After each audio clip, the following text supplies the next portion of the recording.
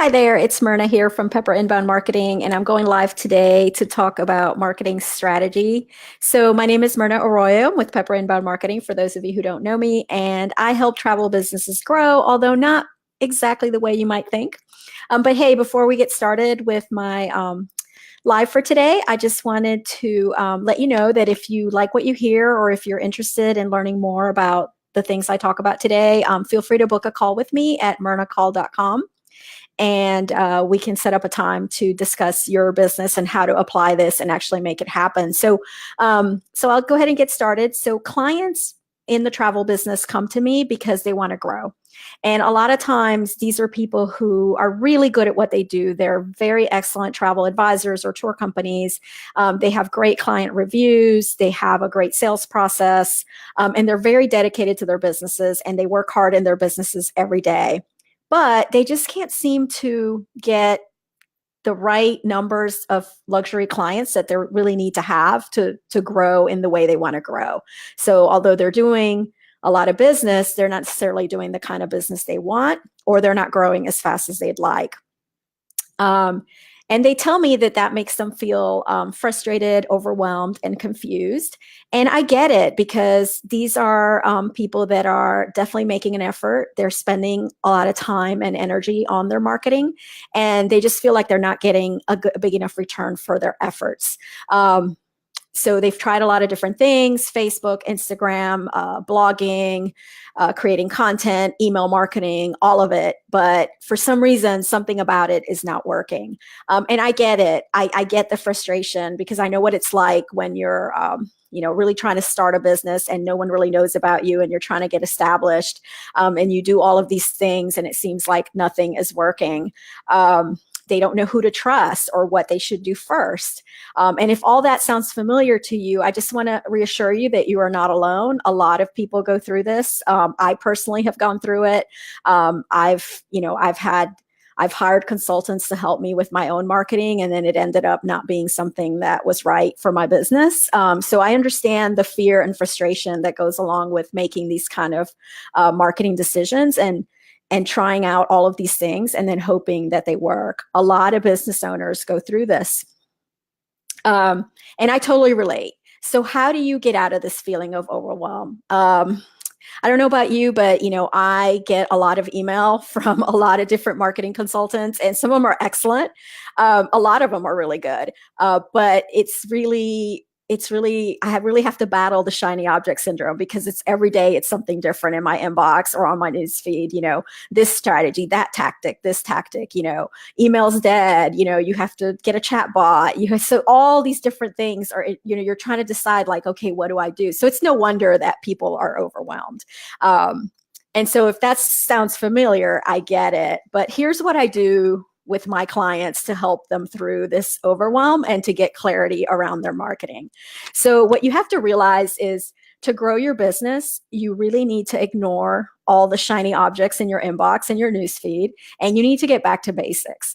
You need to sit down and focus on your business and your ideal customer, and you need to find a way to maximize your customer value.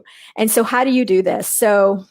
Well, why would you do this, first of all? So the reason you want to maximize customer value is that that's going to help you make more money per customer than your competitors.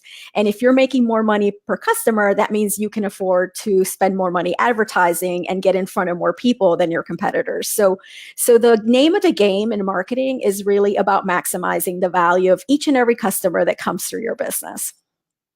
Because when you have that, you're getting the most value possible from each of those people that you've attracted to your business.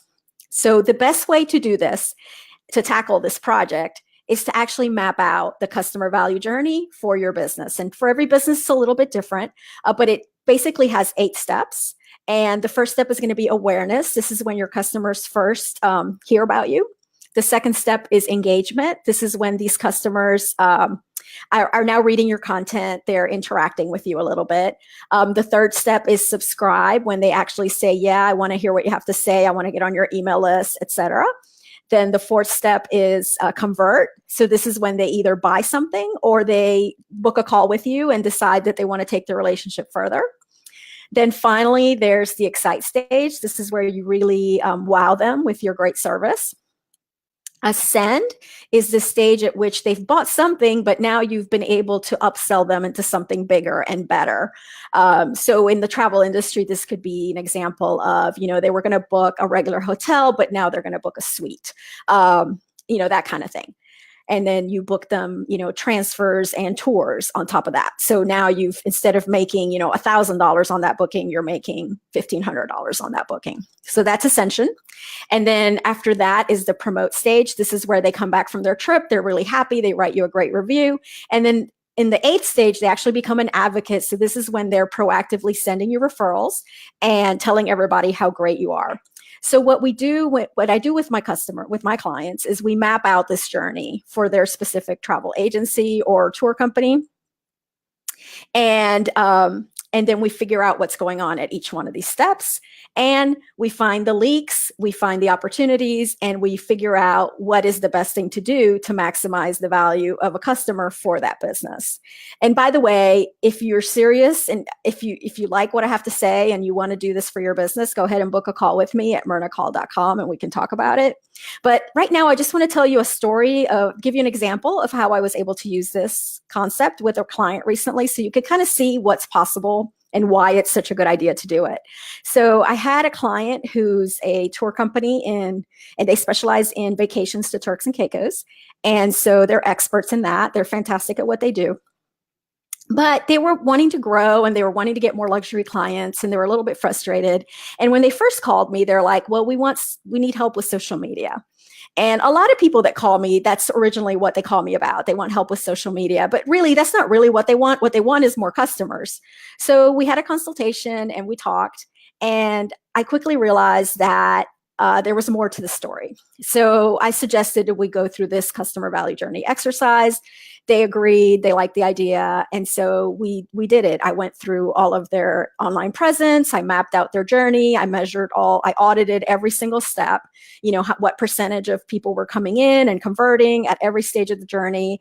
And what we discovered is that here's a company with a huge amount of website traffic, but they were only converting less than 1% into actual leads.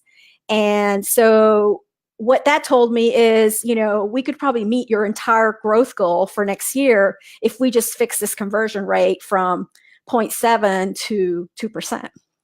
And so that gave us clarity. So what we needed wasn't a social media program. What we needed was to look at their website and optimize it. And so that's where you should focus your marketing budget. So now that they know that, we know that that's what we're going to work on, and everything else is just fluff. We don't need it. Until we fix this, and then we decide we're going to grow more, and then we'll find the next phase of the journey to optimize. So that's really what customer value optimization can do for you. It can really just cut through all the clutter, give you clarity on the one thing that you should focus on, and then we can actually get it done because we're not trying to do 8 different things at once. So it was very valuable for them. And I guess the lesson there is you don't have to try every tactic. What works for your neighbor or the company down the street may not necessarily work for yours. Every business is different. And that's why we need to take this time to develop the strategy that's customized to you before you spend any money on marketing. You should definitely go through this exercise of mapping out your customer value journey, auditing what you're doing and how it's working. And then once you have that, then it'll be clear where you should go in your marketing. So anyway, I hope you find this helpful. Thanks for watching, and definitely let me know if you have any questions. And again, if you'd like to learn more about this or implement this in your business, please book a call with me at myrnacall.com, and I will be back to you soon, probably tomorrow, with another live.